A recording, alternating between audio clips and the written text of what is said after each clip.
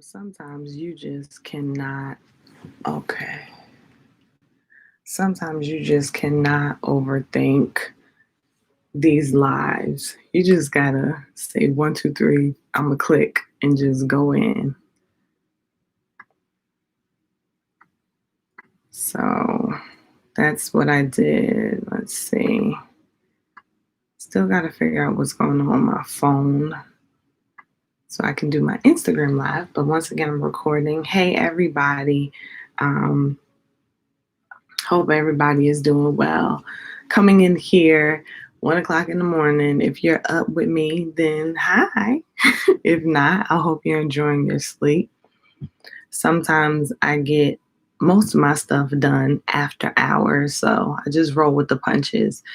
But in the spirit of staying committed and consistent, I am in here doing my what is this day? I think this is like day 10, maybe day 9 of me doing Facebook, Instagram, YouTube lives. This is a part of my 30-day challenge to myself. I am going to go into greater detail about that, but not today. So, anyway, I was actually in the process of coming in here well, not coming in here, but planning to talk about something that I read in my book today. And then I came across an ad on Facebook, I want to say it was, from Tiffany the Budgetnista, and I will be sure to tag Tiffany in these videos because I'm about to talk about her and what she shared. Now, I have seen and heard of the Budgetnista many times, many times, which is a great thing because that just goes to show how much stuff she's doing and how credible she is. But I never really sat down to like listen to any of her stuff. And it wasn't intentional. It was just that I didn't I don't know. I just never did. So anyway, so I saw an ad, and it said something like how you can take your credit score from, like, I'll explain to you how I took my credit score from 500 and something to, I want to say, like 850. And she said it was for a free webinar. So I'm like scrolling back and forth and say, you know what, let me go ahead and sign up for it. And the webinar was tonight at like 9:30 something. So I got onto the webinar to listen to what she was sharing, hence why I'm coming in here so late. And after I listened to what she was talking about, it prompted me to consider talking a little bit about my money story, which I'm a little hesitant, but I'm just going to go for it. So, first of all, I just have to say, Tiffany, hopefully you'll see my video at some point.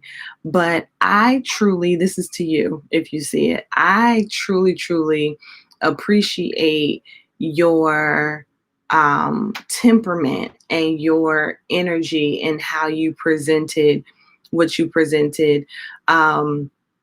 She's a black female, obviously a female, so that was cool to like support one of my own. And even though she is clearly a subject matter expert on the topic, when she shared her story, or parts of her story rather, it was cool to hear that some of my circumstances are circumstances that she had to address. And it was also even cool to know that she's still working at stuff. And I think that that's really important for anybody who is coaching or teaching people, especially on sensitive topics, to make them feel as if, I'm not a horrible person, that I am not doing everything the right way. And with the topic of money, it could be sensitive to people. And I appreciated her just kind of chill. Like she has a really, really cool delivery that I was able to relate to and to get with. And she's from Jersey, so that probably has a lot to do with it as well. So a lot of times when I'm hearing things regarding people saying like, I'm going to help you see, I'm going to tell you how I changed my finances from this to this, or how I did my credit or whatever. It seems like from the things I've heard, they sound similar, to the point where I think I got into drowned out mode. I think that I allowed what my current situation was to make me feel like there's really nobody who can help me with my situation unless I go and sit down with somebody. But listening to some of all of her presentation, I love the way that she spun it. So I'll just share this. And Tiffany, I'm going to do what you asked. I will post this on Instagram and tag you. But she shared 10 steps to financial wholeness. And I thought that was cool. She was saying that, a lot of times we talk about we want to be financially free. And when you think of financial freedom, you're kind of thinking about just being able to replace maybe your current income from the job that you have or what have you. And she was just saying, no, we actually need to take it a step further and think about financial wholeness. Now, keep in mind, a big part of what I'm doing with nutrition in my classes is learning how to cater to your body from a holistic perspective. So I'm all about being whole and full and complete and all that good stuff. So she broke it into 10 things, and she said that if you satisfy these 10 things, then you can consider yourself financially whole. And if you're not, it's okay. Well, it's not okay to like keep it that way, but it's okay because this helps you to easily identify where you are on your financial wholeness scale. So the first one is the money list, which is basically creating a automated, if you can, budget. So that was the first one, budget. Number 2 was automatic wealth, having automated investment plans for retirement and wealth building. The third thing was, she said, put the shovel down. Having a plan to pay down your debt if you haven't paid down your debt yet, like at least having a game plan for how you're going to attack that. Then the fourth thing, she called it a noodle plan. And so she said that, if you were to streamline all of your monthly expenses down to the bare minimum of what you would need to survive, she said you would take that number and multiply it by 3. You need to have at least 3 months worth of that noodle plan, that streamlined savings set aside, or work towards having that. Number 5 was scoring high, maintaining or achieving a perfect credit score of 750 or more. And then 6 was boss up, creating multiple income sources. Number 7 was the money team, hiring a team of financial professionals. Number 8 was protect yourself, making sure you have enough insurance. Number 9 is I'm rich, achieving and maintaining a positive net worth. And then 10 is leaving a legacy, estate planning. And so what I liked about when she explained this is she said, listen, well, first she asked all of us, like, what's your percentage? Like, of those 10 being 100 completion, like, what's your percentage of your wholeness? And I'm like, oh God, I'm like at 10, maybe 20% of these things. So she went down the list and she named which ones were applicable to her.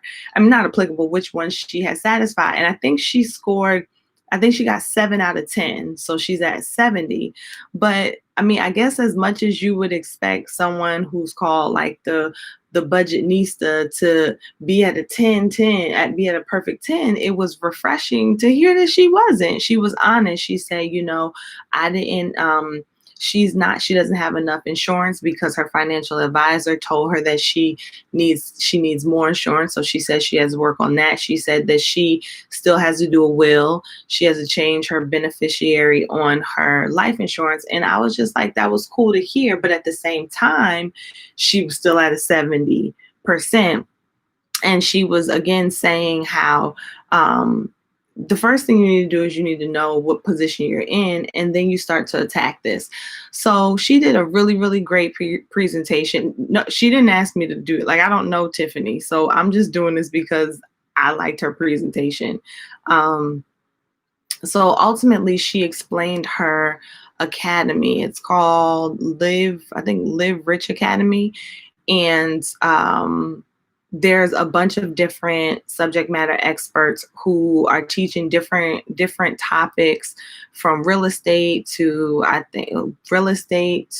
side hustles to accounting to dealing with the IRS to dealing with credit repair, like all these different things. And you can sign up to be a part of her academy. She gave a really good discount, and I felt like she really cared about people that she was serving. So I am actually signing up for her academy, $29.99 a month, or you can pay it out for the year. I think the deal is up on her website until Friday. So I'm going to go ahead and take that jump and connect myself with her and her team, because I just felt led to do that. So that's what occupied my time. And it made me think, because when I was looking at some of the comments in her webinar, especially when she was asking us to like tell what our credit score was, and to say what our standing was, it seemed like a lot of people felt bad. There were some women who were like, I'm 60 years old. I can't believe I'm in here in this situation. I'm writing down everything you say. I'm sitting here taking notes from someone who's so much younger than me, to people putting out, their credit score, or saying that they got 0 of the 10 financial wholeness things and feeling like a failure, feeling really, really bad. And I could understand that, because I was sitting there like, oh gosh, I have so much work to do with my stuff. And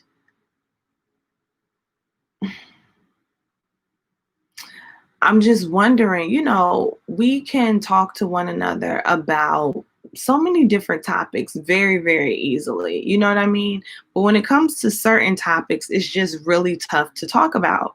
And I know for me, when it comes to this money conversation, I've gone through some stages with handling where I am with regard to money, finances, wealth, my belief, where things stem from. And I will say that it was helpful to read a book. If you haven't read it, I recommend it. Reading Secrets of, do I have it over there? Secrets of a Millionaire Mind by T. Harv Eker, because he talks about knowing about your money blueprint, and knowing where that comes from. Rich Dad Poor Dad, Robert Kiyosaki kind of touches on it a little bit. I think he touches on it more so from his perspective of how he had the poor dad mindset and then the rich dad poor mindset with meeting the rich dad. But T. Harv Eker helps you to get, or he helps, the intention is to help you to get deeper with understanding where your money blueprint comes from. Oh my God, why am I so tongue twisted? So I realized that for me, it was an ego thing, and it was then overwhelm, or maybe that came at the same time. So here's my short money story. I will probably talk about this in greater detail on another day, but in the spirit of pushing myself, I'm going to talk about it tonight. So quick money story for Carrie is growing up, my parents didn't really talk to me about money so much. I did not they didn't talk to me about money a lot. In fact, a lot of their money issues that they ran into, I found out in other ways. So, and my parents, I mean, my dad shares his life. My mom, not so much. My dad does. So I'm sure they won't be mad at me about this. Um, but when I was growing up, we ended up losing our first house. And I did not know that. I didn't know that we lost our house until we were losing our house until I came across someone at school. I should call you out. I should call you out. No, he didn't mean anything by it. But um he was like, "Carrie, your house is in the newspaper." No, he was like, "That don't it isn't like isn't this your address?"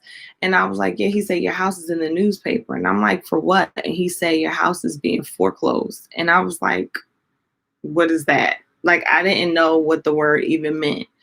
And basically he told me what foreclosure meant. And I went home and first of all, I felt extremely embarrassed. Um, I went home and I asked my parents about it, and they told me yes, that was the case. And I think that that was the start for me understanding that like money. Well, I guess I felt we didn't. It was weird because it was like, well, why does it feel like we have it? Because we're in the house, but we don't because we're losing the house. Like it was just like I still don't understand it. So, long story short, as I got through high school and went into college, my mom basically did a really great job in maintaining my stuff. So, when you first go to college, you have to have like well, then I don't know what it is now. You had to have like joint accounts to have bank accounts, like with the credit card attached to it and stuff like that. So, my mom did a really, really great job in helping me to live on what I had, and she would pay my credit card bill so that I was building credit. Um, Now, my mom started my life insurance policy, they were paying for that. They eventually passed it over to me, but a lot of the stuff that was in place, um, she kind of set up. And then when I took it on, it was like fearful. It was, okay, I got to make sure that I pay this credit card bill because I cannot get bad credit because I am scared to get bad credit. Like, I can't spend a lot of money on this stuff because I am scared that if I don't keep my money in savings, that I'm not going to have enough. And so on paper, I was in my 20s. I had, 5 figures saved in my savings account. I had a 745 credit score. I was like chilling. I had all of my credit cards were under control. I had worked my way up to having a gold American Express card.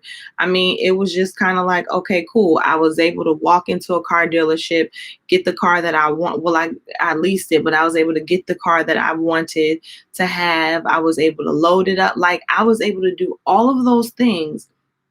And in my family, at least in my immediate family, I kind of took on the reputation of, Carrie is the good one with her money and she knows how to do it. She can help you and this and that. And I'm kind of thinking that this is true. Like, I must know how to handle money because I have a little bit. I'm not, in debt.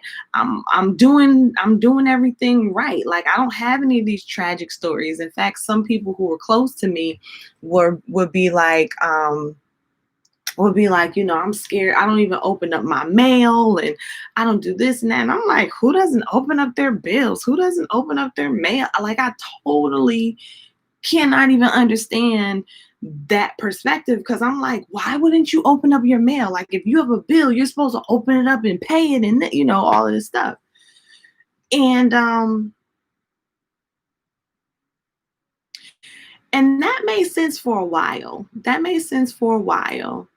And then I will give you the abbreviated version. So let's fast forward. So I'm thinking that I have this stuff under control. Little did I know that I was operating out of and a scarcity mindset and perspective in regards to money. So yes, I had certain things in place, but one, it was for the wrong reasons. And two, it wasn't a scalable system. Like it wasn't something that I was able to take from my life being one way and put it to where my life is another way.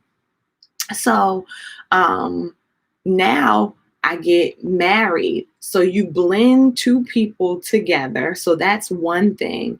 And then real life stuff starts happening. Right. So I ain't afraid to say we had to take a ex-wife baby mama to court. There was court fees. We had to pay for our wedding. Joe had his stuff. I had my stuff. We came together and did stuff. Like all these components that were not on my plate before are now here.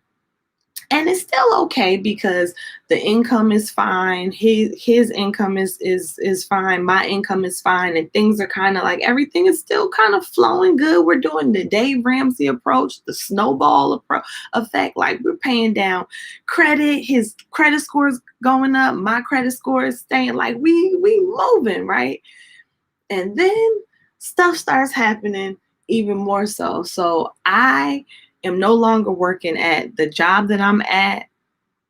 Joe then goes on the road. And so now, like, the way that he gets paid here changes to a different way. And you now need to make sure that you're paying your taxes and like all these different things that you know, but you don't know, but you know, but you don't know. And so, long story short, we find ourselves like in a crazy situation, and credit cards are now getting maxed out. And it wasn't like we were balling out and buying like crazy stuff. It was just we did not have a healthy system, and then income started changing. So now you're putting stuff now you're putting stuff on credit cards, and you're maxing stuff out. You're well, they say robbing Peter to pay Paul. Like all these different things are coming into play, and now you're in all of this debt. Well, that's when I learned that my money management skills and techniques and systems were not as fly as I thought they were, because I did not necessarily know how to get out of these situations. So now I'm embarrassed. Now I'm embarrassed because one, I watched my parents go through situations, and two, the expectation and the idea was that Carrie just knew what she was supposed to be doing with her money and blah blah blah blah blah. So what will people think? What will people say? How will I be able to handle this? And so for me, I kept that in for a long time, trying to figure that out. And what it actually did was it made it even worse, because now I'm trying to fight a battle I can't handle fighting on my own. I'm attempting to use skills that I don't have in order to address this, because I'm afraid to say, hey, I need help with this. I messed up. Can you help me and not make me feel horribly bad? And so it wasn't until recently that I realized, and I say recently, like within the last year or so, that I needed to stop acting like that. And so, so I reached out to one of my mentors and I asked him if he could refer me to a financial advisor, which he did. My boy Delvin, who has, I mean, he's now become a friend to us. He, Delvin then, so Delvin, financial planner, Delvin Joyce. We then realized that we needed to find an accountant, but we needed to find an accountant that really knew the IRS laws and really knew how to capitalize off of stuff with entrepreneurs. So Delvin recommended me to another girl, Alicia. I think it's Alicia. And so the point is that for me, not for me, the point is I learned how important it was for me to address where I was in order for me to start to get the help that I needed. So why am I sharing this? And again, I gave you the abbreviated version of the story. Well, I'm sharing this because ultimately we all have our backstory that connects to who we are currently. And I think that sometimes we forget that. I think that sometimes you might think that you're the only one, maybe not, that you're the only one in your type of a situation. So you might feel, depending on what situation you're in, you might feel a little bit embarrassed or ashamed to share where you are. So that's the first reason I'm sharing this, so that if there's anyone else out there who maybe you are not where you thought or wanted to be in any aspect of your life, but right now I'm talking about finances, but you need to tell somebody in order to get help out of it. Let this be like, know that you are not alone. And there is reasoning to why you are where you are right now, but it doesn't have to stay that way. The other reason I'm saying this is so that people who maybe are in better situations, you still remember that everybody has their story. And just because somebody might have a low credit score or might be in debt or might have made mistakes, that doesn't mean that they're a bad person or a bad, like, you shouldn't judge their character. A lot of things could have been happening in their life when those things were taking place. So go easy, because I think sometimes we can put out a persona where it assumes that everybody is in the same space. It assumes that everybody just knows. Like, I was in no shade to my reunion class for high school. We were trying to plan the reunion, which would have been this year, but there was a lot of back and forth discussion about the price of the reunion, and should people be able to be on a payment plan or pay outright or whatever. And some people have really strong opinions on, well, everybody at this age should have stuff, should know to save, should know how to budget, should know what they could afford, should know if they have this, know if they have that. And I'm like, well, damn. Everybody doesn't. Like, maybe that would be great, but that's not it. And it's not just because people don't know. It's because life has happened to people in different ways. So let's leave space and room for that. So that's the reason that I'm sharing that. And then, what did I say? Some are not. How people may feel ashamed, right? The other thing, like I said, is you can't change what you don't acknowledge. So you have to acknowledge where you are so that you can change it. And then again, realizing you can't do it alone. So this is the last thing that I'll say. I've talked to you guys before about having a affirmations and gratitude journal. And so for about 60 days in there, I was writing that I'm financially responsible. I'm financially responsible. I'm financially responsible. And November 1st, I decided to switch out some of my affirmations because I moved to another book. So I said, let me look at some of these affirmations and see how I could take it a step further. So one of the things that I wanted to focus on was attracting the right people so that I can have the resources I need to make me better. So one of my affirmations now is I am building an all-star team. And that's another reason why I ended up going with trying Tiffany's program out, because the way that she was speaking and the way she was talking about the people who are a part of it, it just seemed like they're an all-star team, and I should connect myself to them. I need to be able to connect with people who know more than me on topics, especially as important as money. So that's what I went with. But I couldn't do that if I didn't acknowledge and address where I am. So once again, just encouraging you to really figure out where you are. I'm talking about money right now. Figure out where you are. And I love her 10 steps because it helps me to see where I want to be. And then connecting with people who genuinely care to help and support you to get to a better space. So I'm just getting started with this. We'll see where it goes.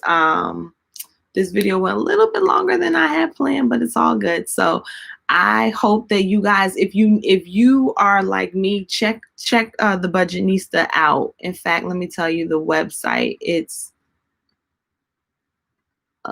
maybe I can't tell you. I just know it's Love Rich Academy, or you can probably, she probably is like budgetnista.com. Again, I'm not being paid to mention her. I just really, really vibed with her. I loved her energy and curious to see where this goes. So I am going to close out here because it's 1:37. And I hope that you guys have a wonderful Sunday morning, day, night, whatever. And I will see you later on today. Bye, guys.